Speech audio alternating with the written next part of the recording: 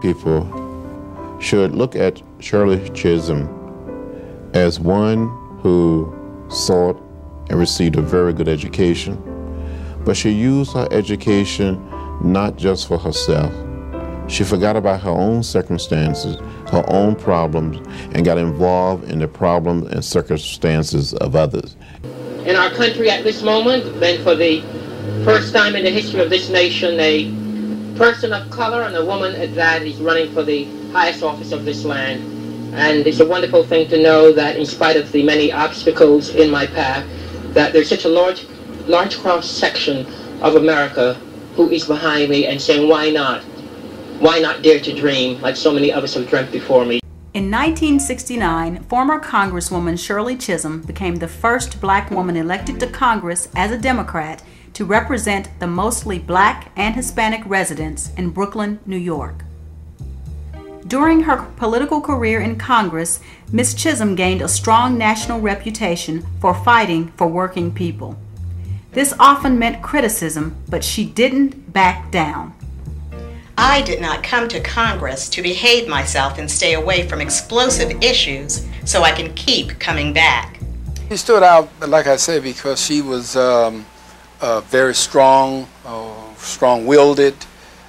She was very articulate in her what she would say. She was respected tremendously by both white and black, really, because of her courageousness. So I just think she opened the door for actually females into the political arena, not just for black females, but I mean female, white and black, because of her strong stance on issues and her willingness to take a chance. Chisholm shot back at critics who wanted her to support different bills she felt would hurt her district. During one battle, she publicly defended her position, saying, "I'm unbought and unbossed." This statement became a popular slogan others copied and described how she would conduct her political career and business. She meant she was not going to be controlled. Unbought and unbossed is the title of a book she published. In her typical style, Chisholm said, "Of my two handicaps, being female put many more obstacles in my path than being black. Racism is so universal in this country, so widespread and deep-seated, that it is invisible because it is so normal." Some contend that her courage to express her views about what she said was a systematic discrimination against blacks caused her political trouble. She ran for elected office and she got elected. She emerged as a strong woman. She went places where women was not supposed to go, served on committees where women weren't supposed to serve. And she had the courage, nothing but raw courage, to say, yes, I'm a woman, but I'm also a leader. To her credit, Ms. Chisholm didn't let the constant media attention distract her from the work her constituents elected her to do. Chisholm was born on November 30th, 1924 in Brooklyn, New York. Her parents were strict but loving. When Chisholm was a small child, her parents sent her and her three sisters to live with their grandmother on the West Indian island of Barbados. They felt this was a more nurturing environment. Surrounded by loving relatives, Chisholm responded to this affection. At just 4 years old, she was an avid reader. This is where she started her education, on the island in a one-room schoolhouse. Chisholm's grandmother and her teachers encouraged her to study. In 1931, she left the peaceful environment in Barbados when her parents brought her back home to Brooklyn. Chisholm's father was interested in political issues, and their many discussions was her first introduction to politics.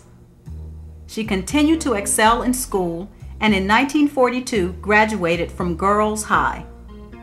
Although she won a scholarship to Vassar, she chose Brooklyn College and stayed home.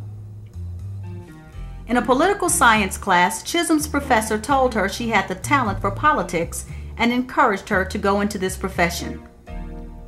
After graduating with honors in sociology, Chisholm worked as a teacher's aide in Harlem. After 7 years, she rose to be one of the top decision makers at the Mount Calvary Child Care Center.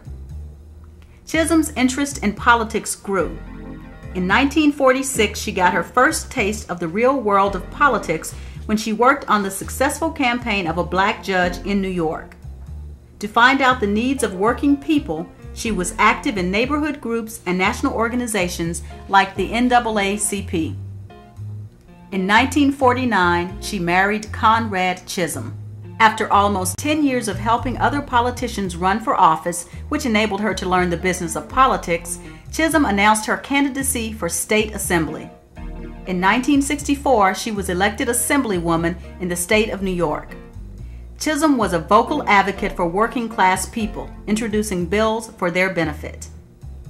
4 years later, she made another daring move and entered the race for United States Congress. No black woman had ever won before. In 1968, her unprecedented attempt for this powerful position raised the eyebrows of many and drew national attention. Her win was heavily covered in the national press. As a freshman member of Congress, Chisholm showed that she would stand up. She went before the caucus of Democratic House members to object to her assignment on the Farm Committee. They agreed to transfer her to another committee. She also pushed for a public health care plan. The issue of public school reform was also something Chisholm felt needed addressing. As a congresswoman, she was a highly sought-after speaker. In 1972, Chisholm earned more than $30,000 in lecture fees, more than any other member of Congress.